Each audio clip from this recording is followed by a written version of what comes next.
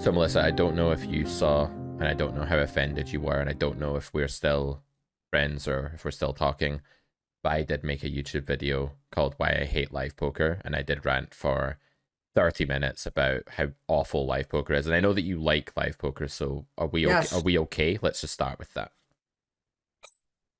I'm going to be 100% honest here Mm, that I didn't watch the whole thing. I watched the first 5, 6, 7 minutes of it, and I stopped oh God. because it wasn't for me. And here's the thing, okay?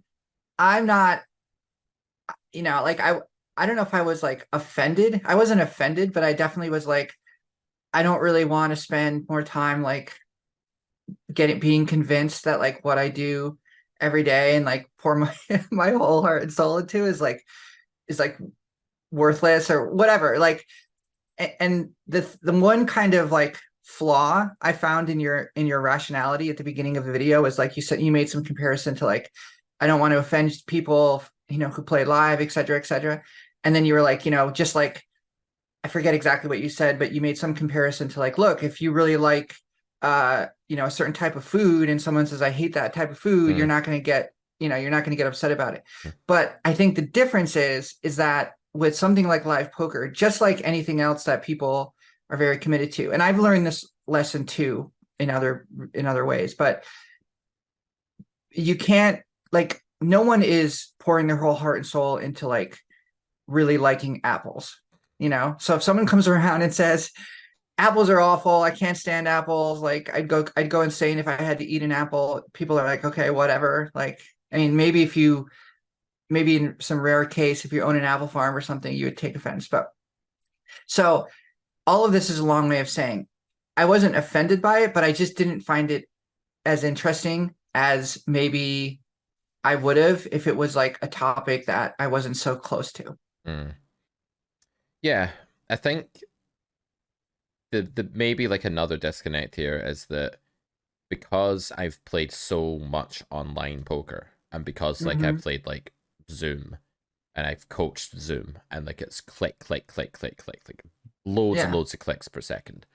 Yeah. That what you have to understand about the points I made about live poker, I think it's more just that I can't tolerate it due to my conditioning. Mm-hmm. But possibly it comes out as like this is an objectively shit thing because when I give my opinion on something, I tend to just rant about it like it's an objective fact. Like I'm very forceful with Mm-hmm. my opinions, but it is Mm-hmm. absolutely a subjective opinion. And don't get me wrong, there are times when I actually really like live poker. Like, see, when I'm at a table that's good fun and I'm with friends or whatever, Yeah. I'm just Yeah. not cut out for the live poker Yeah. downtime at all. And I know that you're not the biggest fan of some of the other things I ranted about, like the big, massive stakes games with whales playing against whales that are on streams and stuff like that. Yeah, I mean, I don't mind that. I don't mind that so much. I'm Mm, not really so much of like a fan of like watching live poker. Like mm, and I don't think there's anything wrong with it. It's just personally me. I don't really have a lot of time to watch live poker. I don't like sit and watch a stream. Sometimes I'll turn one on for like a little bit if I'm doing something else. But for the most part, like my time is spent like at my like normal kind of 9 to 5 job and then grinding live. And grinding live takes so much time that you don't really like if I come home, I'm going to bed mm, or I'm eating or I'm doing something, just housekeeping stuff. I'm not really in like I don't watch a lot of TV or anything like that. And the reason is because live takes so long mm-hmm, and it takes such these huge blocks of time out of your day. So I'm not like a big I don't really I like the idea of streaming live poker. I mm-hmm. think, shows like Hustler and which one the new one that Eric Person has. I think those are really good for the game in general. I think that it's making poker really popular right now, and that's really great and bringing more people into the game, and all of that is good. And but personally, it's not like something I invest in, so I'm not. That part of it is fine with me. I think it's just, and again, I want to make it clear, I'm not offended. I actually like when people have really not forceful, but clear opinions and aren't afraid to voice them because I think there's a lack of that in our culture in general. And like you're not doing it to just like, trigger people or like you're doing it because you're like legitimately have this position. And I think like having the position is a really good thing. And putting it out there is a really good thing. And I think that that's interesting. It makes you an interesting presence on YouTube, and it sets you apart from other coaches that are really bland or kind of, just, I don't know, just they don't stick out. So I think that's great. It's just personally like what I spend my time in, like engaging in, like that's not a video that I watch to the end. That's all. And that's just honestly how I felt. Now, I will say this. Some of your points, I think, are what I like about live poker, like the challenge of being disciplined enough to sit there for hours, to not get tilted because you've been card dead, to not go crazy and think, what am I doing with my life because I'm sitting here for all this time? I mean, all of those things go through your head if you're a serious player. And,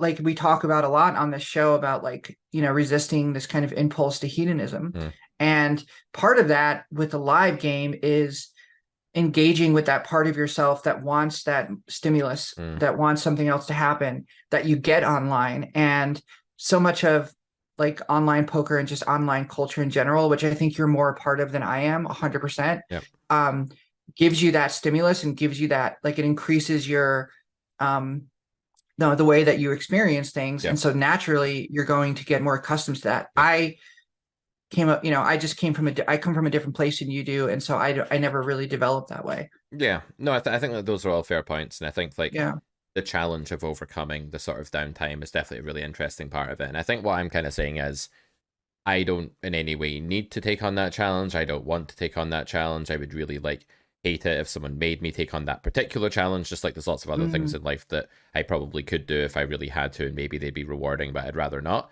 And I think it's one of those where if you don't manage to acclimatize yourself to that, then you do kind of go insane, right, in those stretches. And it's definitely like it's a game that has a lot more to it as well. Like we got this comment the other day saying, this is from a guy called John Steele, says, if you think there's nothing to do at a live poker table, you suck at live poker and don't deserve to play the game.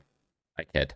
But so he's making a joke there, because in my whole you don't deserve to play the game, you're worthless kind of routine. Right. The only time you get to rest. Yep, he's scoring points with you already, Melissa. The only time you get to rest is during shuffling and tanks. That's people taking a long time to think, not armored vehicles. The rest of the time, there's more happening than you can possibly pick up. A 6-hour session is exhausting. Hand placement, timing tells, speech tells, interaction levels with TV, food, other players' styles changing wildly from hour to hour. You do not get to figure out how they play and then retreat into your phone like a lot of people do. So what John's kind of saying is that people actually have a ton to do at live poker table if they can just make themselves concentrate and focus on the right things that can become interesting if you put enough into it, and can also boost your EV if you make it a habit of really paying attention, give you an edge over your competitors who are not doing those things, who are on the phone, playing some game or whatever instead of focusing. And so actually, I know our little plan before we started recording was to like talk about my tournament experience second, but I think that's a good segue. I think that's I think John's comment is a really good segue, because so my normal live game that I play is like the same pool of players that I play with mostly all the time. So I think what stuck out to me about John's comment immediately is that I think I get lazy with my thinking a lot when I'm playing live, because I know the players so well and I know their playing style so well, and I hardly ever see a deviation from that. And so it causes me to kind of say, okay, villain is so-and-so. I know this person is a fish, or I know this person's a rag. I know that they're doing something that is very typical of a certain kind of range, blah, blah, blah.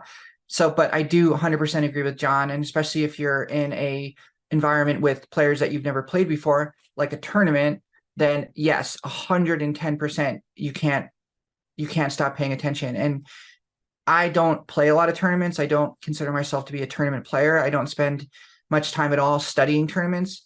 My emphasis is really just 100% cash. However, there was a tournament this last weekend in my city that was, it was a 1K buy-in, and essentially there wasn't a guarantee exactly, but everyone kind of knew there was kind of going to probably be about 200 or 250 players or so. So there was about a 250K prize pool. So I thought, okay, I'll take a shot. I'll play.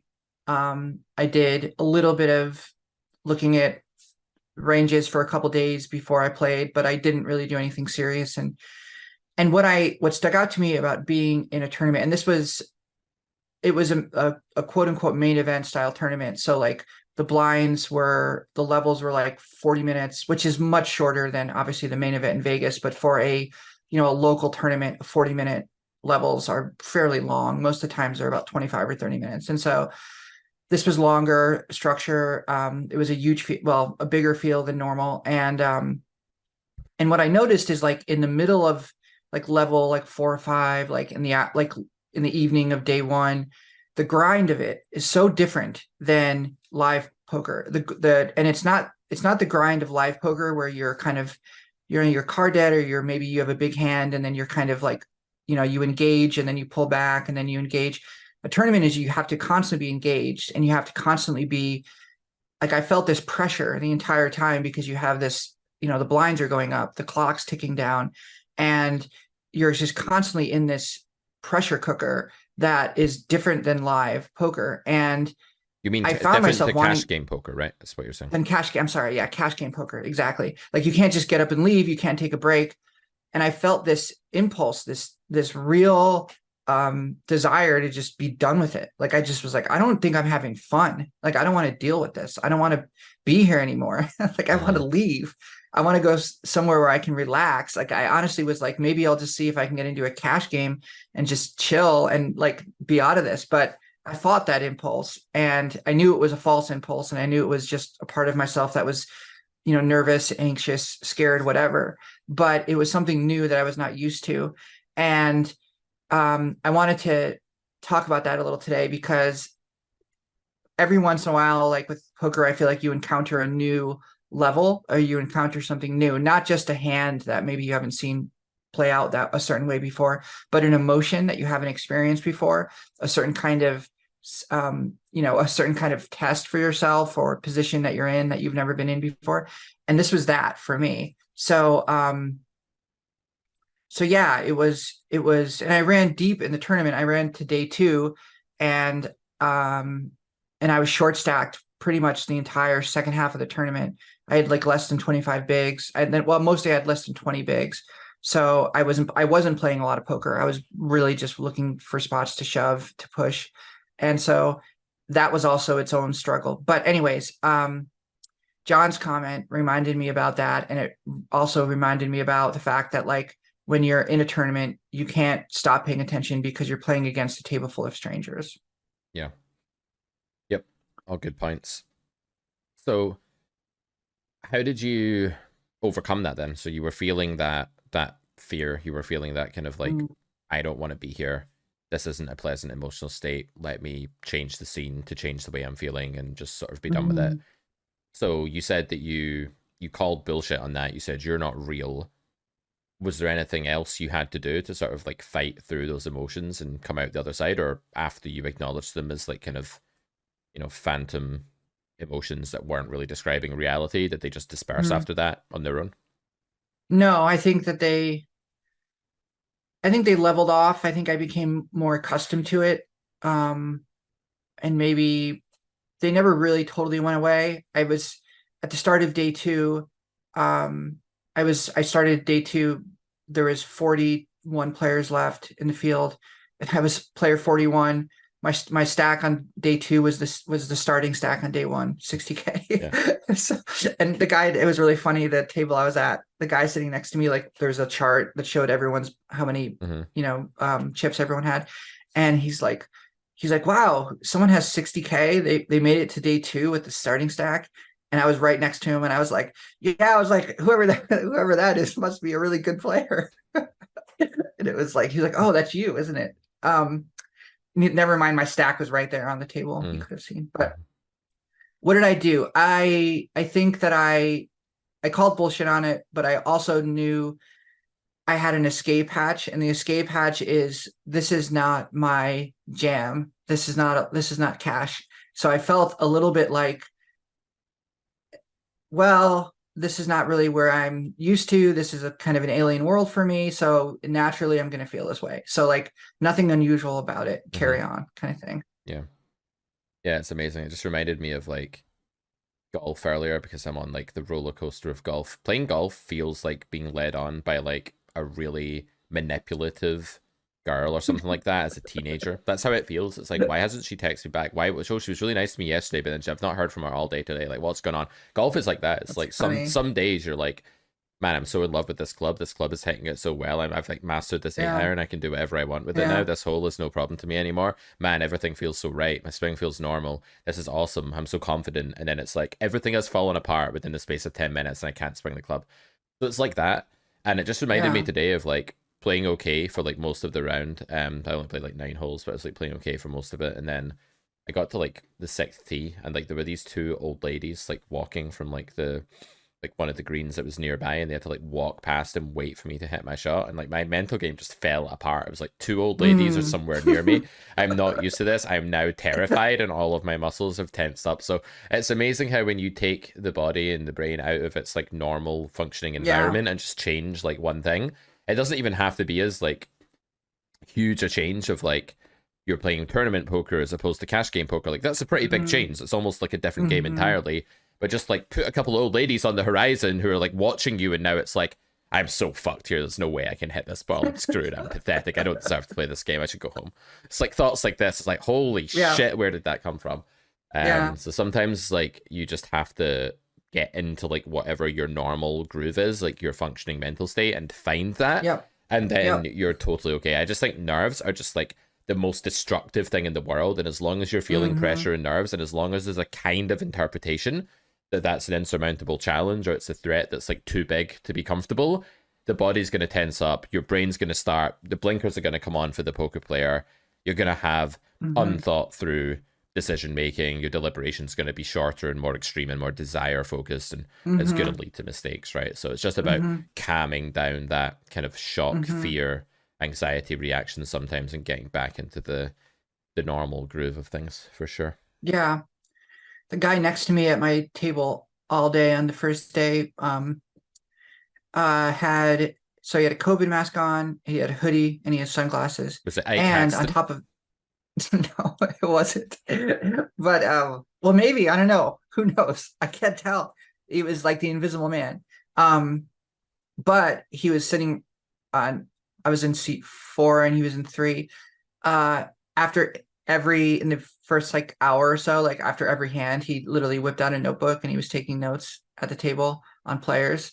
And like I was, it was it was like really annoyed me at first because I thought like is your memory that bad? Like you have to like write down like what someone did in a certain spot, like like it's one thing if you're playing online and you're seeing like a million hands and like everyone has like a weird little avatar or something, but like there's 9 of us here. Like we're not Your going anywhere. interpretation of online poker is like so off. It's like there's millions of hands and there are avatars. So it's like what you understand about the online world. Okay, fair enough. I don't Sorry, continue. understand anything about the online world. So um anyways, it was yeah, it was kind of annoying, but I held it together. I didn't say anything. Mhm. I almost made a joke, but I didn't. So yeah, that was my experience. I ended up finishing like 4 off the bubble. I went all in with ace king, lost to ace queen, which is tough after being, short stack and card dead for so long. Mhm. But it was a good experience. I think overall it was like it forced me to access parts of myself that I don't normally have to access. Like we just discussed. Yeah, it's a totally different beast. It's incredibly punishing. It's incredibly hard on you. Like it's physically hard. Like not only you sitting there for a long time, but like you combine that with the mental part of it. Like the first day we played till midnight, and then next day we had to come back at 11. So like, and I didn't sleep that well, and literally like the time between going to bed and then waking up and going to play again, it's like the rest of the world may not exist because you're just like Yeah. so focused on like being in the tournament, and all of that's kind of cool, like fun experience. But yeah, I'm not going to become a tournament grinder anytime soon. No plans to change my current trajectory, but it was a good experience overall. And I definitely think I'm going to play probably another one when it comes around, not anytime soon, but and I think it was good to have this experience. I think I probably could have played better in some spots had I had this not been like my first tournament that I ever really played. like outside of just like small dinky tournaments, but like actually like a legitimate, like a more legitimate buy-in and a bigger field and a bigger payday. So yeah. Yeah, like I definitely find the late stages of tournaments, like post bubble, really exciting, and like being on the bubble and Hmm. making a deep run, like it's Hmm. definitely got like a certain charm to it. I think Yeah. what bugs me about tournament poker is that so many bullets that you fire are just like shots in the dark that go nowhere, and they still take like a day. Like that bubble experience you just had, for Hmm. example, like walking away from that table when your ace king's been busted by ace queen after waiting around all day Yeah. after fighting for your life for a day and a half. I would just like that's the kind of thing that puts me off permanently and makes me never want to play tournament poker. Like playing live Yeah. cash, that's one thing.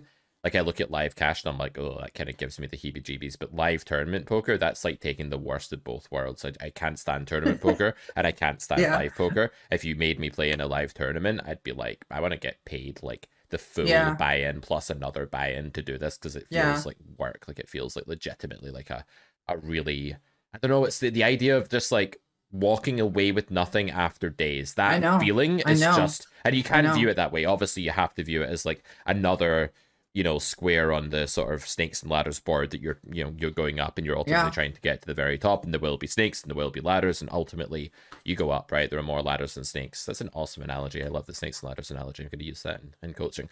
But yeah, that's what you're doing. And when you hit a snake, like i.e. a bubble on a tournament, you go down a couple of levels, and it was 2 days for no Hmm. immediate payout. I guess you just have to find a way of saying, well, if I zoom out and I see this over a few years, there's going to be lots of this and there's going to be big paydays as well. And, how did I Yeah. play and how do I feel about it? You have to have that sort of professional mentality, I Yeah. guess. Yeah. And I think there's also a real difference in like the skill of like the pool of players. So like if you can get into a lot of spots that I think you would never get into in cash games, and that you'll have a big advantage if you're, a decent player. I mean, I can't tell you the amount of times that, people are just blasting out on, ranges that are completely inconsistent with, pre-flop action, that are, kind of just telegraphing that what they have, what they have, or giving you a very clear idea of where they're at. Like not, you know, there's not really, at least the table I saw, and I'm not, like I said, I'm not a tournament player, but the table I was at and the pool of players that I really played with, I didn't see like, I mean, I didn't really see any play that I would like call like theoretically minded. It was more just a kind of, I have a good hand. There's chips out there. I need chips to stay alive. I therefore make an action to get those chips. And um, that, in itself is much different. And I think even like a low stakes cash game, you're seeing more, a little bit, more kind of, I don't know, not, I don't know how to put it, but like it's more than just kind of like ABC level one type play. And you have a lot more aggression. It seems like you have a lot of aggression in certain spots than you do in cash. And so, anyways, that I could see to a certain type of player that looking at that as like a huge advantage and a huge edge overall. That in the long term makes it worth it, as opposed to other forms of poker. But I don't know.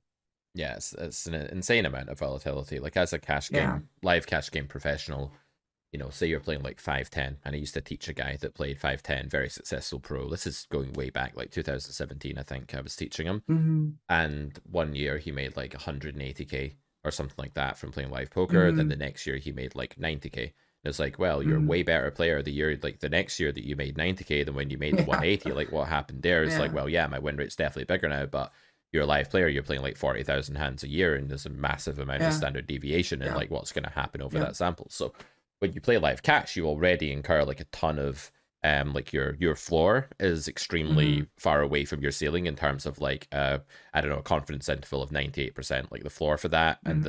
and the ceiling between that 98 and 2% are like absolutely miles apart, even though you're not Hmm. talking about like extremely unlikely outlier situations. You're not talking about like Hmm. 99.8 or anything like that Hmm. as the cutoff point there. So tournament poker is just even worse because like one big score defines like your year sometimes, like whether you make it to that final table or not, whether you get first or fourth, depending on whether your jacks Mm-hmm. hold up in that flip, might be the difference Mm-hmm. between a really good 6 months and an average 6 months, or a really great year and just a good year, or something like that. So one hand can affect things. It's like spin and go players. I don't know if you know what spin and go is, but it's like a three-handed I online don't know. format, right? So it's 3 players. Okay. The prize pool is spun at the start. So say you buy in for $10. Usually the prize pool will be $20 between three, which is terrible. So that's really minus EV in those isolated occurrences. But sometimes the prize pool will be like $60, even though there's only 3 people buying in for 10, or it'll be like $200. And sometimes it will be $10,000. And when it's $10,000, it really matters how you run in that three-handed sit and go. Like, it really matters. So spin and go players, it's like even more volatile. But all of these forms of the game, they're just like cash, only they're way worse in terms of volatility. They're getting to a point where you have very little control over how your year goes up to a point. Yeah. Anyways, let's move on from that to a different topic. This is the topic I was going to name the podcast after today, but we'll see how we go with this. This topic comes to me because, or it came to me this morning because I've got a different student. I don't know if you guys, the audience, will remember that I used to teach the same person on a Tuesday, and now I have a different Tuesday student I teach on a Tuesday morning. So probably my stories will be of a bit of a different nature now on a Tuesday. I'm like a goldfish that only remembers like the last session that he had. Like, everything is just based off of this happened a couple of hours ago. I don't know what happened yesterday.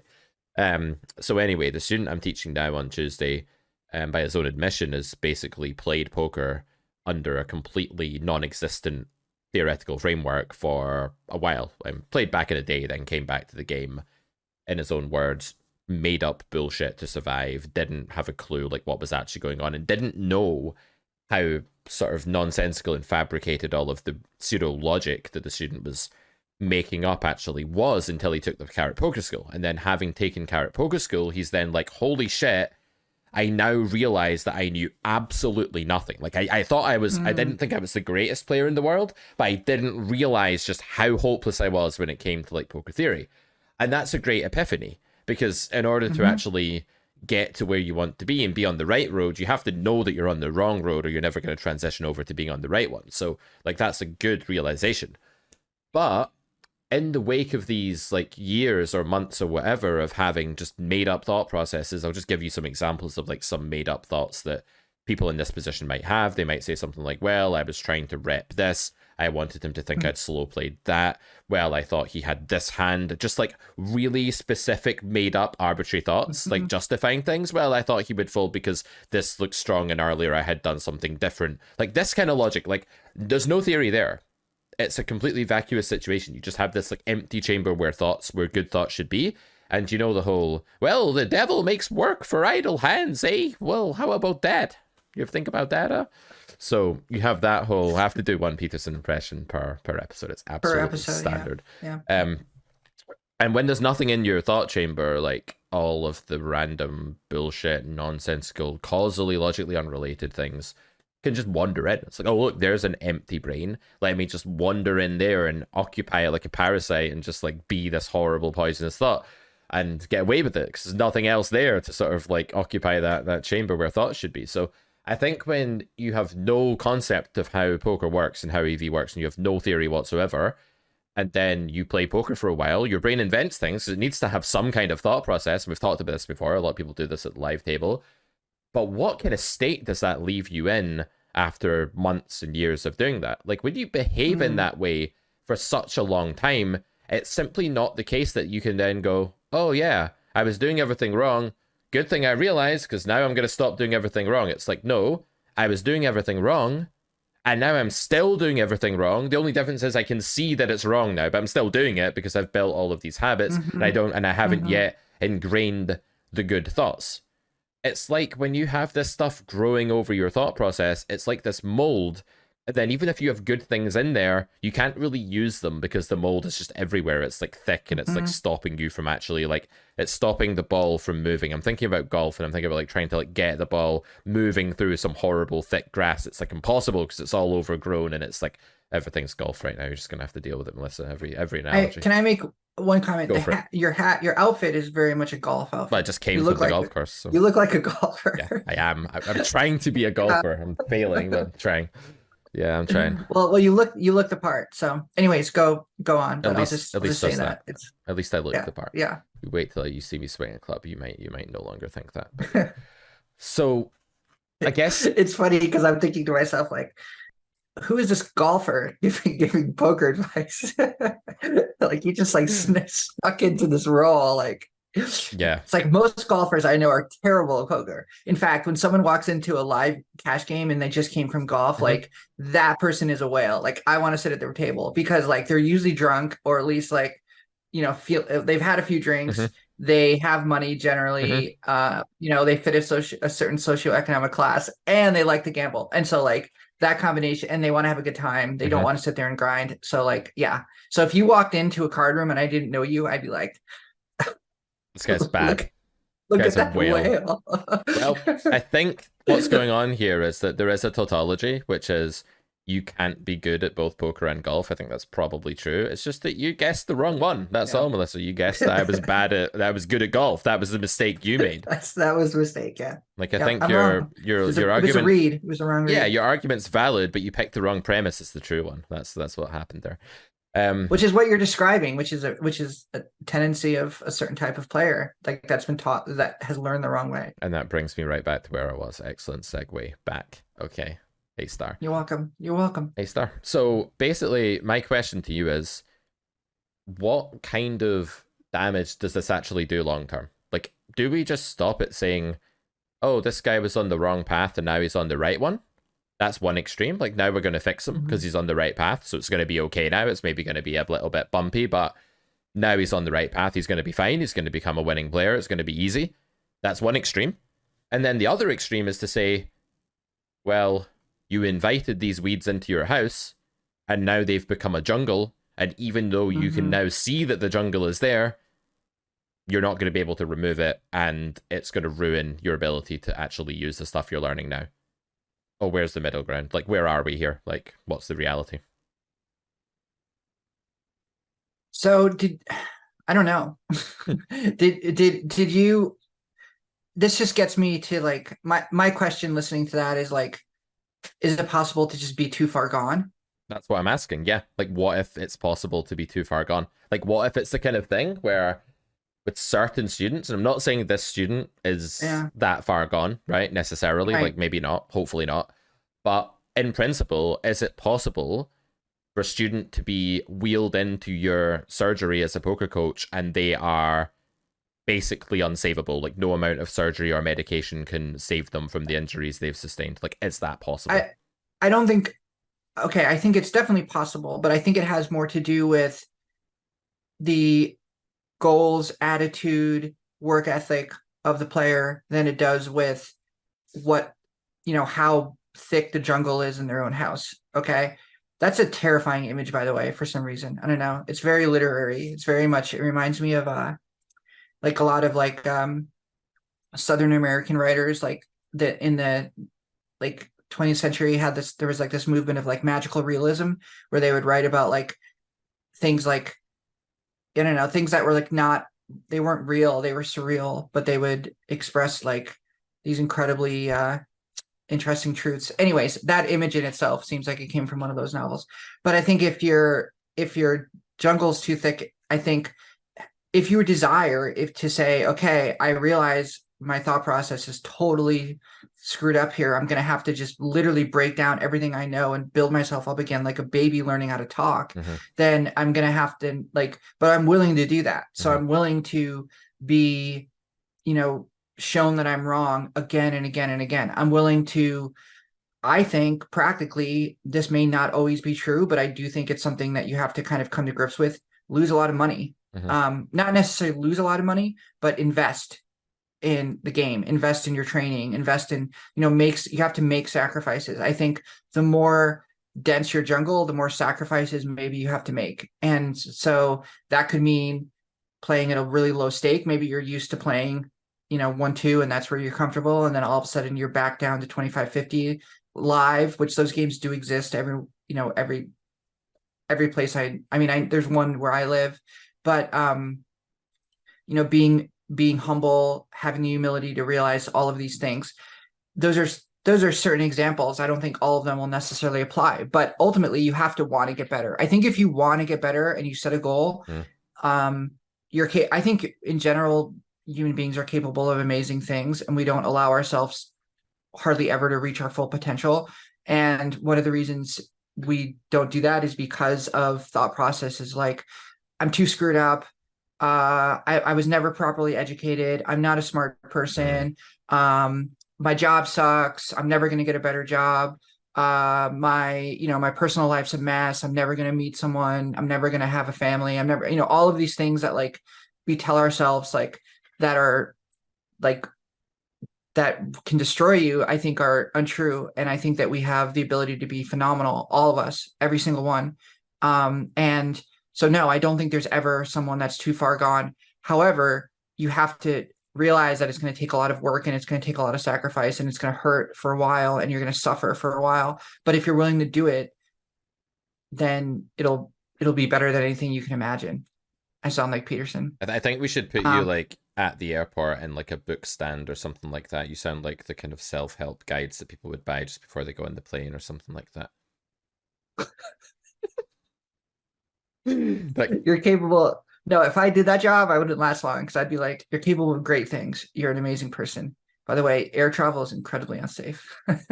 This plane, safer than cars, this so. plane, Mike, this plane's going to go down. No, it's actually very safe. Mm. It is much safer than cars. Yeah. But So don't get me wrong. Like no, I mean, I I think, think you have a lot of really great stuff yeah, to say, and a lot of these books are just that message with no substance behind it. And I know that you yeah, have substance behind it.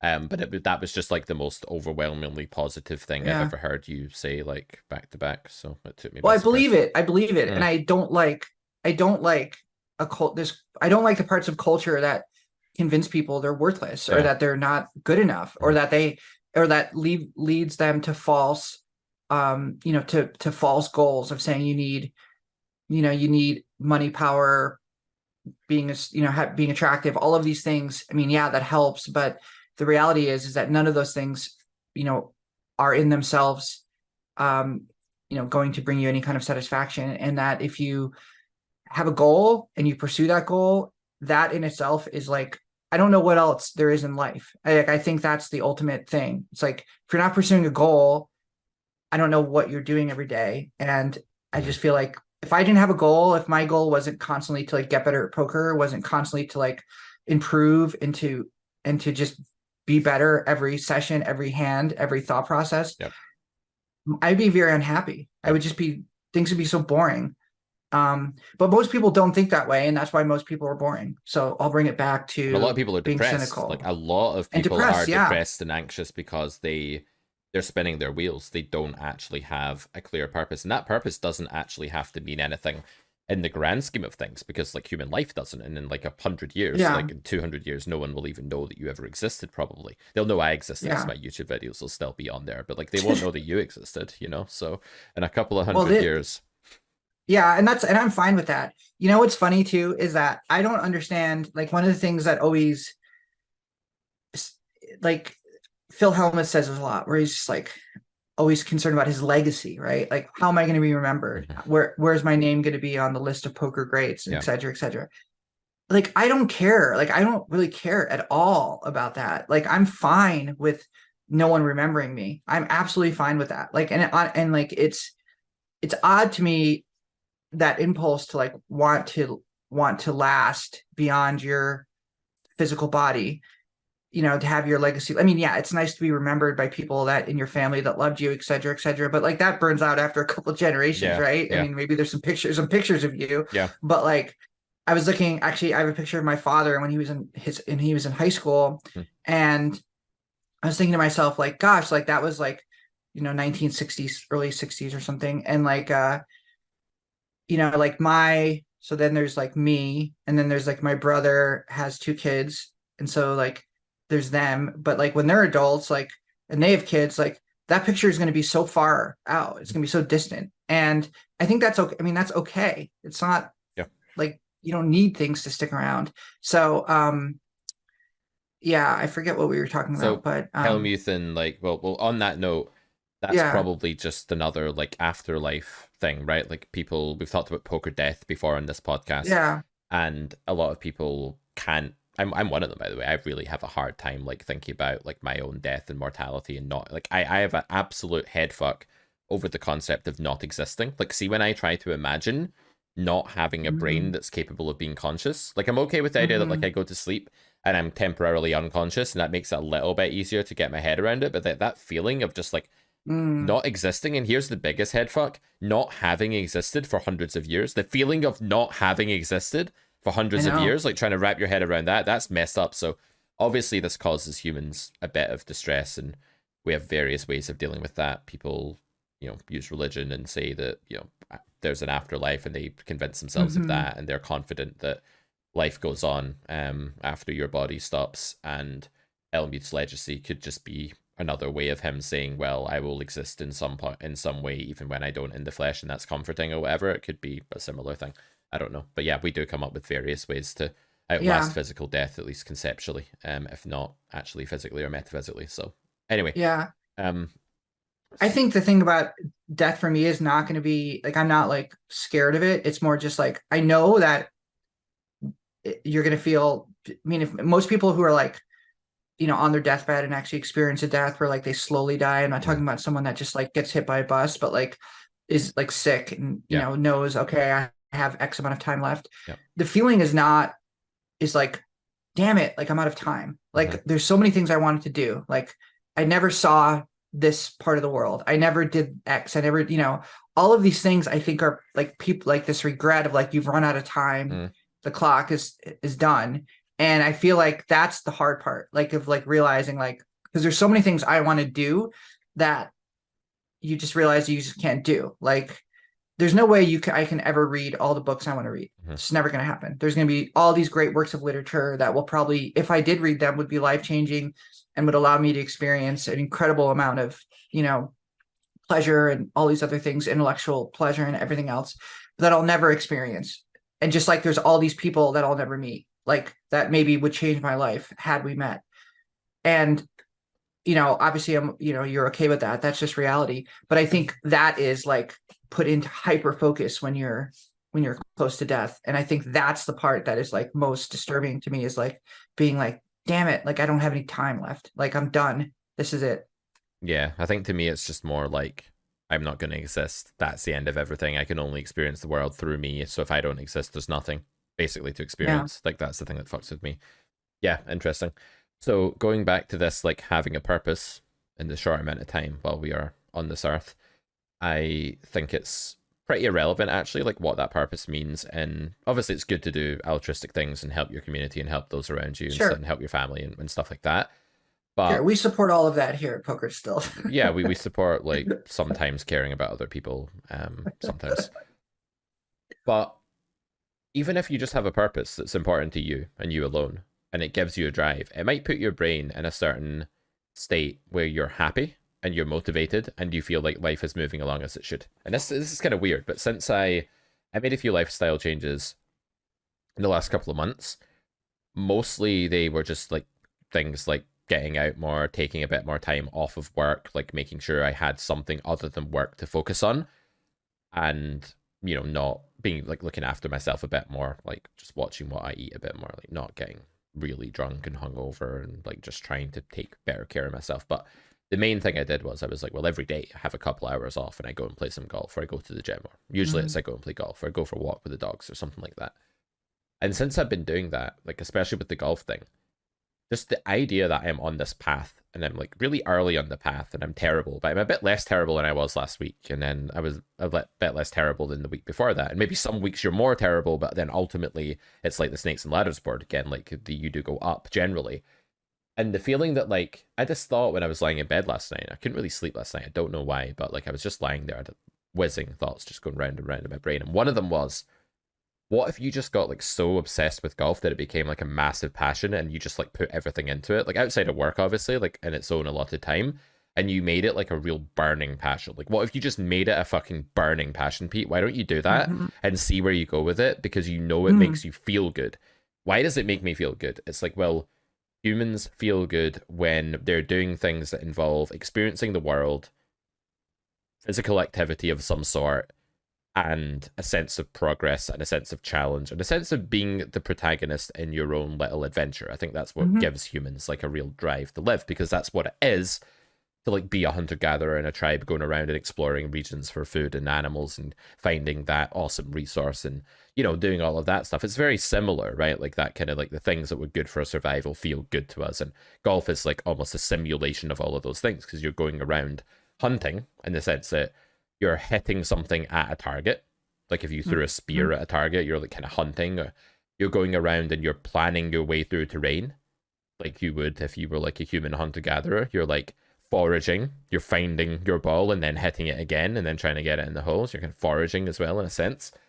And then you're trying to get better and better and better at those things so that your tribe can like flourish and thrive. And in this analogy, you are your tribe, you know, like you are the tribe. And you're doing that for you. But there's something about all of those things together that makes me really happy. It makes me really quite content. And for the first time in a while, a couple of days ago, I just got this feeling. Yesterday, actually, I got this feeling of like, man, I feel almost content like when I was a kid. Like I'm feeling like Mm-hmm. that. Had to go and get the door there. So, a little bit. Just in case everyone's wondering like why I don't have a clue what I was just talking about. There was a pause. I had an argument with the Amazon guy. Massive fallout, block caps, Amazon guy versus Pete. Drama. He said, "Is this 10 and 25?" And I said, "No, it's 10. Like, it's not two houses. It's clearly one house." And he was like, "I'm looking for 25." I said, "It's like way down there somewhere." And he said, because we live in the countryside and all the houses are like randomly darted about and the numbers don't really make sense, but I'm pretty sure it's like that way. And he said, Mm-hmm. "No, my phone says it's here." And I was like, Wow. "Well, I guess I'm mistaken then if your phone says it's here. Like, you must be right. You know, if your phone says, then I must not know where I live." Anyway, um, Um, so I was talking about okay. how the freedom of doing that, like the combination of the outdoor and all of that, the sort of endorphins, Mm-hmm. the hitting Mm-hmm. the ball with the Mm-hmm. stick, like all of the physical stuff, and taking a break from the grind of sitting behind a desk, how it made me feel content in a free, childlike way, in a way that I've not felt since I was probably either on drugs or a child, I'm going to say. Mm-hmm. So, probably felt something organically really good that I have been sorely missing for a very long time. And then I had the thought last Good. night of like, I want to fucking chase that in a healthy Mm-hmm. way. I want to get Mm-hmm. a bit obsessive. I thought about like you with your live poker and like some of the online Mm-hmm. players I know, like some people I know that play bridge and chess and stuff, they can get really obsessive about Mm-hmm. it. And I thought, Mm-hmm. what if I just throw the kitchen sink at this in the allotted time for it and make it like a massive obsession? Like, what if I just do that? And I think that kind of purpose is useful in poker as well. Now, poker's a bit difficult because you're sat behind a screen, like you're sat at a table, you're Mm-hmm. not Mm-hmm. moving, you're not doing much. It's not scratching the same itches, it's not giving you that same feeling for the most part. So you do need to break it up with other things that get you outside and stuff. Mm-hmm. But Mm-hmm. it does you can throw everything at it and you can make it like a really burning passion. And some would argue that that guy that's in the house with the jungle growing all over it Mm-hmm. probably needs to go ahead and throw the kitchen sink at poker in a way, become like really obsessed with like the new Yeah. approach and the carrot poker school and the theory course and all of that, in order to actually untangle those weeds and cut through those vines and get some order back in the house. I think like that burning obsession policy, if you do it right, if you do it in a way that's like you're super curious and enthused, not angry Mm-hmm. and chasing losses and like feel like No. you must get your money back. Nothing like that, not Yeah. that kind of obsession, but like a really Yeah. curious child, explorative child obsession. I think that might be like the firepower. That might just be the sort of, I don't know, the spinach to the Popeye, as it were, that can Yeah. propel you to get through even the most entangled jungle of bad thoughts. Yeah. Um, yeah, I think there's a lot there. And everything, I think everything you said in terms of like the emotions you feel, um, by having this kind of outlet, but also being like, okay, maybe I'll pursue this seriously.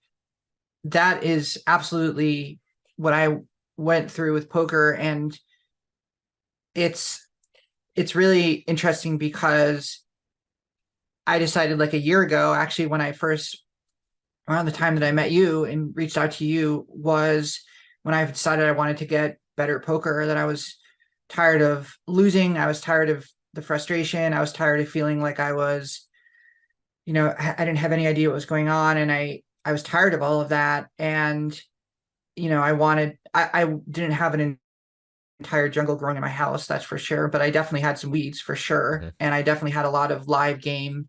I developed a lot of bad habits. Not a lot. I don't think it didn't seem to me like you did like a ton of We you didn't didn't. have to do like a ton of yard work in the Yeah, house, a if you few will. dandelions there, to uproot, Yeah, but yeah. nothing major. Yeah. But it set me on this path, and it also like confirmed in me that this is kind of what I was meant to do in some sense, in the sense because it allows me to deal with the world in a way that feels meaningful, where there's a lot of other things that I do that don't feel as meaningful or feel like they're necessary. Mm-hmm. Like, okay, I need to do this because it's a paycheck. I need to do this because, for any other reasons. But And that's so draining, right? Like when you just only do that yeah, stuff, you end up being whittled yeah, away, and then you end up just being yeah, like a hollow, depressed shell of a person eventually. yes, yes. And I will say that like my feeling with like politics generally in the state of the world is like if I didn't like if I was all in on that, if I was super invested in what was happening where I live, even like I'm not talking necessarily about national politics or international politics, but like locally, um, I live in a city that's kind of like gone to shit, to be, I've heard for that. lack of a better word, Mm-hmm. and really just I've seen it. I've lived here for 20 years, and I've seen it go from a beautiful place to something that is really suffering. And it's been like watching a loved one get become addicted to drugs, and you try to help them, and then eventually you just have to let them go. That's kind of where I'm at with the city I live in, and that's very sad to me. And it's actually, I think, one of the saddest parts of my life that I've experienced so far. That being said, having being invested in poker and having the drive that I do to get better at poker and having the interest in it and the curiosity and all of the fascination with it allows me to deal with, I think, things that I would find quite distressing otherwise. So it makes life meaningful amidst a sea of meaninglessness, or it Mm-hmm. makes life tolerable among in a state of like being intolerable. And like not what's a great example of this is that the homeless problem where I live is really bad. And no matter where you live, it affects you. So it's not just like downtown, it spirals out into the suburbs. It's really everywhere. It hadn't really affected me until recently when the club that I normally play poker at, I noticed I drove past it the other one day, and like there was a tent set up, just like there's a parking lot, and then there's like some shrubs and a fence, and the highways right there, and there's like a grassy hill between the highway and the parking lot, and there was a tent set up, and then there was another tent, and then there was a bunch of trash, and then in about a week's time, literally it looked like a landfill. There was just trash everywhere. It was just disgusting, and it was not only that, but it put everyone on edge at the club. People didn't want to park their cars there. People, obviously are leaving the club not feeling like very safe, walking back to their cars. I was one of them, and it just kind of affected everything. But what made that tolerable to me was that I could go in and play poker, and I could put that away for a while. And then it was still the reality of the world outside, but it was not the reality of the world inside the club. Nothing changed in the club, and that nothing changed in my poker game. And that is a perfect, I think, encapsulation. Like it's a distillation of like how I feel, like what poker gives me when the outside world is trash Yeah. and getting trashed. And when I see, you know, this kind of like inability to use common sense to deal with people who are experiencing mental illness, and to allow people to suffer like that, in the name of a kind of ideology that's like poisoning, that allows me to deal with that is poker. And so anyways, all of that is like a long way of saying that I get what you're saying, and I hope that you pursue it. I hope that you decide to do what you feel like is the right thing to do. And these little things that happen in our lives that tell us where to go. And I don't know where they come from, but for me, it's like I'll suddenly get interested in something. And this is more just like, kind of like, oh, I'll be like on YouTube and I'll see a video about some topic and I'll be like, what's that about? And then I'll get interested in that. And then I'll start listening to a podcast on that and blah, blah. And it's like, what drew me into that? I don't know. It's a mystery, but it's like, like this happens a lot with like certain philosophers, like it's really into Heidegger, like, I don't know why, but that's just like drew me into it. And did you just I was mention like obsessed Heidegger with it. without mentioning Kant again? Because you can't mention Can't Heidegger do that. without, yeah. Yes, but my friend will understand because we're close and we get each other and we're connected. Um, I don't know what brought me in that direction, but it did. Something did, and I followed it. I don't know what brings me in this direction, but you have to follow it. And then every once in a while, something big drops, like what you're experiencing, or Like you what I actually have experienced like when an I'm like, emotional like you have a mental state epiphany yes, where you're like, holy yes, shit, the mental state I'm in is not the same as the mental state I've been in for X months or years. And that's when you're like, holy fuck, I have to do something about this. I have to like exactly, take this on. I have to like actually act on this. exactly. And it doesn't matter how frightening it is. It's probably going to be frightening. And it doesn't matter how long you think it'll take. Even if you say like, I don't know if I could accomplish this in my lifetime, it doesn't, none of that matters. Like you just have to do it. Like that's what's calling you. And I think that's been like the core of, I mean, that's why we invented stories about going on quests and, all of these things, the hero's journey, all of Yeah, these things, like that is part of our DNA. Like there's something about that we have to listen to. And if you ignore that, I think it will kill you. It'll kill you slowly, but it'll kill you. absolutely. And, I've been there. and Like I've been so, working so yeah. much and doing all the little pointless, not pointless, the things you have to do. They're like the kind of miscellanea of the day, and they stack up. And there's work ones, there's household ones, there's like finance related ones. There's just all sorts of things that you have to do. And when you just do them for like 12 hours and then you go to sleep and then you wake up and you do them again, there's not much of you left after a few days of that, like you're almost Yeah. gone. And like, I'm just so thankful for the position I'm in. And I've become more and more aware of how fucking lucky I am to have my health, touch wood, to have enough money that I can work part time and just run the business and do what I want to do and not worry about it. To have a nice place to live in the countryside away from the horrific things that people in American cities in Chicago and Portland and Philadelphia and places like New York and LA. LA, Yeah. are Yeah. having to experience. Like we don't have any of that. Even in the cities in Scotland, we don't have anything like what you guys have over there in the States. It's just nice. The weather's shit, but you can't have your cake and eat it. But yeah, there's a lot of stuff to be thankful for. There's also a feeling of, well, given that I'm in this position and I'm very lucky, like I'm definitely very fortunate, like with all these things that are going on. I do have my problems, of course, like everyone does, but I'm very fortunate overall. Better make something good of this. Like I've got this time, like what am I going to do with it? Like, am I going to sit here and play a computer game? Like, no, it's not really scratching my itch. That's not really doing it for me. It's not really ticking the boxes. Like you say, just find the thing that drives you and do it. And if that's poker, great, fucking do it. Like if you're sitting watching this thinking, man, I do want to give up my all to this game, but I always find a reason not to. I always get distracted. I know I should, but I really don't. Like if poker's the thing that's calling you, go ahead and just commit everything to like exploring it. Get a solver. Spend 3 hours just exploring a spot. Get lost in the woods of poker. That's how you get really good at something. You get super immersed in it. In fact, you could argue that with a game as hard as golf or poker or bridge or any of the other things that I do, like you kind of have to get lost in the woods like a rummaging kid, right, in order to actually get anywhere. Yeah. There's a great I just like randomly came across this video on my YouTube feed the other day. I was like, it was like a short, and I forget who said it, but it was like a kind of motivational thing or whatever. But most of those are kind of corny, but this one was actually really good. And the quote was, only pursue goals that are worthy of you. So like, it's not that you have to be worthy of the goal, but the goal has to be worthy of you.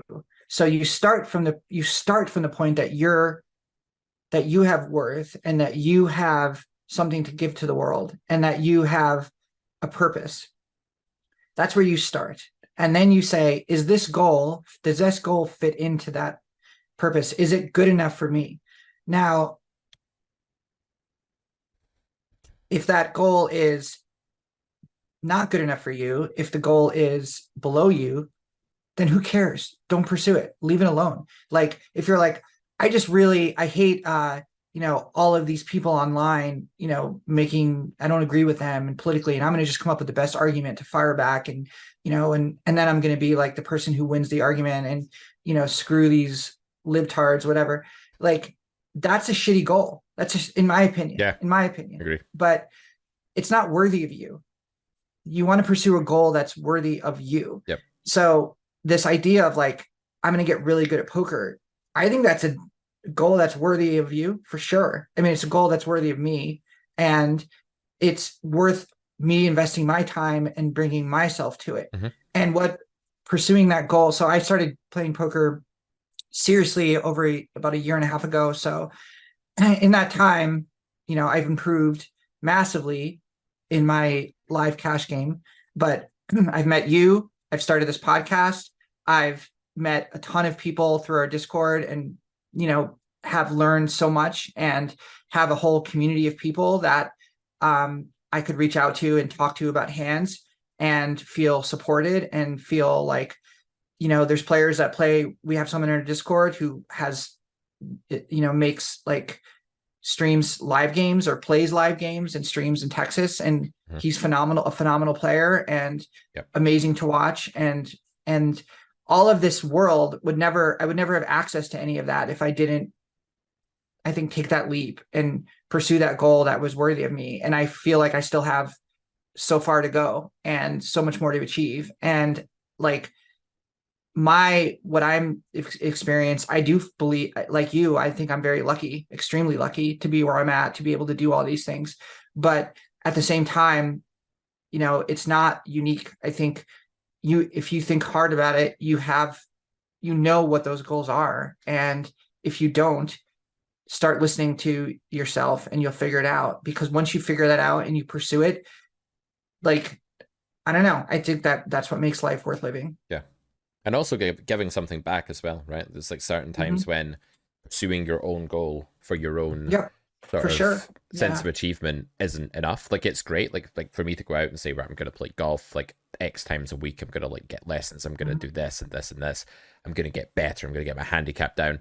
Like that's great, but it's probably not enough on its own. Like it's great. Like it probably keeps me mentally healthy and physically healthy, and that's excellent. And it gives me a sense of purpose. But and the same for poker. Like if you have those goals about poker, then same thing.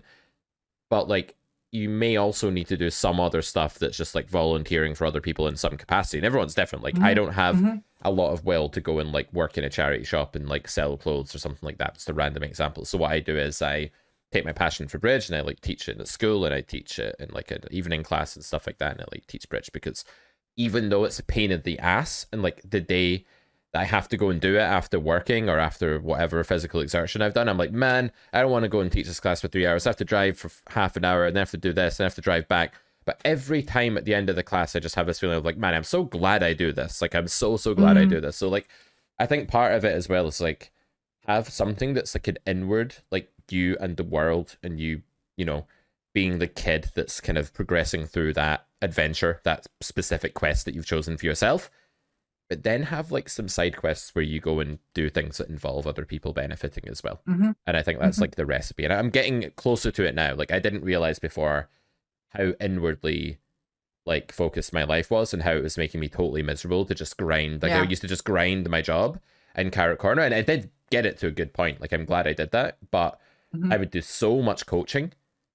It would just be like a grind. Like I'm going to do like 8 lessons a day. It was the COVID boom. Like poker was absolutely booming. Yeah. Online poker, at least when COVID struck in 2020, and I was doing like 8 back-to-back lessons with a 15-minute break after like every 2. And like, I was like, hey, why is it when I wake up in the morning, I can't breathe and I feel like I don't want to be here, and I'm like counting down how old I am and then when my life will be over. Like, why am I doing that? That's weird, huh? Like, why am I acting in that way? And I was like, well, you've locked yourself in a prison of just grinding for resources. And Yeah. part of human life should be getting resources. That's important that you can like earn a living.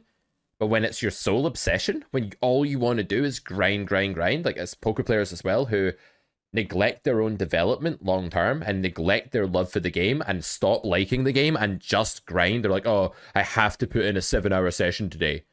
It's just like it ruins it entirely. And you can do that with anything. Mm-hmm. You can do that with a job. You can do that with a Mm-hmm. hobby. You can do that with Mm-hmm. with a goal. So I think what we're talking about today, to summarize and draw this to a close, is if you want to succeed, if you want to untangle the weeds from your poker house, you've got to go rummaging in the woods. We want the rummage in the woods, not the weeds. The woods and the weeds Mm-hmm. are very different. The woods are explorative. So if you can do something with a burning passion to love every minute of it and get good at it, that's the magical combination. And you need that for poker. Absolutely you do, because it's too hard otherwise.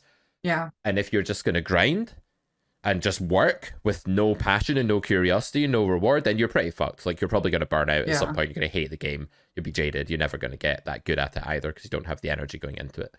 So that's how I would wrap this up. A very quick Pete versus Troll. DMed on YouTube says online poker is rigged and people could theoretically be on a multi-phone call and share cards with one another. It's way easier to cheat at online, so that's why live poker is better. Poker is a game of people and behavior. Let you guys ruminate on that one. Although I think I think the main thing I would point out here is that just because something is possible in principle doesn't mean that it's likely to happen or is happening at any meaningful frequency. So just because in principle people could be on a phone call with one another, that is almost certainly happening in less than 1 in 1,000 cases, for sure. And you shouldn't therefore worry about it. It's like saying, well, actually, live poker is shit because it's possible to be hit by a car on your way to the casino or something like that. Yeah. I mean, I think it's the level of risk that you're comfortable with. I think if it sounds like that person's not comfortable with the level of risk that online poker maybe carries with it. I think that's fine. I mean, I don't see why like it should stop anyone else from doing it, but I think it's fine, like, to understand, okay, that's not for me. And that doesn't mean it's rigged, because it's possible that two people are colluding. Right, it doesn't mean that it. doesn't mean that the Yeah. game is rigged. It just means that it's not impossible that cheating is going on. And cheating does go on, like the poster is right. It does Right. happen, but that certainly doesn't mean that the game is rigged. Like, to my knowledge, no online poker mainstream site rigs its cards, and it's not even clear what it would have to gain by doing that. So yeah, online poker being rigged it's kind of one of those cringy, outdated claims that most people have known to be false for a very, very long time. Anyway, Melissa, this has been a great conversation. I think I'm gonna name it, something to do with the woods, not the weeds, or something like that. Maybe. The weeds in the house or something. Yeah, it's a good idea. I'll just, as we stop here, I'll leave it one quick comment of like, have you heard that? It's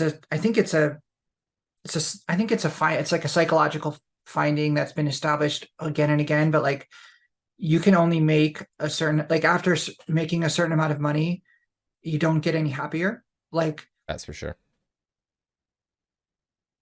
There's a cap on, like, if you're working a job and you have like a certain paycheck, like if you get paid more than that, like it doesn't increase your happiness. Like you're like, this is some, like Peterson talks about this, it's in other places, but like, I think for the dollar, it's something like 175K a year. Then like anything you make over that doesn't make you any happier. Like it may be higher now because of inflation, but like this idea that like there's basic things that you need met that, food, and like many of the basic things that you need met are not actually that monetarily related. So like just being able to go and do a hobby that makes you really happy, that might not cost anything near the amount that you're trying to make a year. Definitely fallen into that trap. Fell into it big time a couple of years ago, and it was a really good lesson. It was a horrible experience because like my mental health like basically went down the toilet, but the sort of lesson it taught me of like, don't put yourself in a prison of trying to grind for resources all the time. That helped, because once you get to a certain point where you're comfortable, I don't even think it's like it needs to be that high. I just think when you don't have any worries, like when you're like, okay, things are good for the foreseeable future, I don't really have to worry about very much. I think extra resources at that point, they're literally meaningless. Like, unless you want to go and travel the world on like a 2-year trip, most people don't. Most people that earn like a load of money they spend very little of it. They put it all in investment funds, and they go and do stuff that, well, some of them go and do stuff they like, and decrease their work hours. I think that's the optimal thing to do. That's the reward. If you've been successful in life, but you don't fucking stop working until you're 70, and you grind full time, like 60 hours a week every day until you're 70, even though you were successful all through your 20s and 30s, what the fuck have you done? Like, surely there has to be a payout that involves decreasing the work grind, unless you just love it. Maybe that's a different thing. But if you don't love it and you put yourself through the grind mill because of this burning obsession to just keep making money, there's a point where you have actually failed at life. Like, you had the platform, you had the pedestal to be successful because you had all the resources to use it as a springboard and go and do things that were meaningful and worthwhile, but you spent it all grinding for diminishing return resources that didn't make you any happier. So actually you fucked up. You actually failed at life, even though you got the first part of financial security right. You then fucked up with what to do with that. So that's a lesson I'm learning in like my mid to late 30s, is like, man, make as much time for your, like, for things that really matter to you as you can while you're still like able-bodied and you can do these things. And yeah, I'm glad I kind of realized this now, rather than just like grind, must make money. It's pretty bad. Anyway, on that note, I better go teach my student. I'm already late, but this has been a fun episode. All right, thanks everyone. Like and subscribe. Yeah, do leave us a rating on Spotify. There's only like 35 or 40 ratings. I want that doubled by next week, guys. I will check. I will read out the number of ratings we have next week, and I want that to go up, because I know loads of you enjoy this podcast. So, and that and that rating is directly tied to my happiness too. So just know that.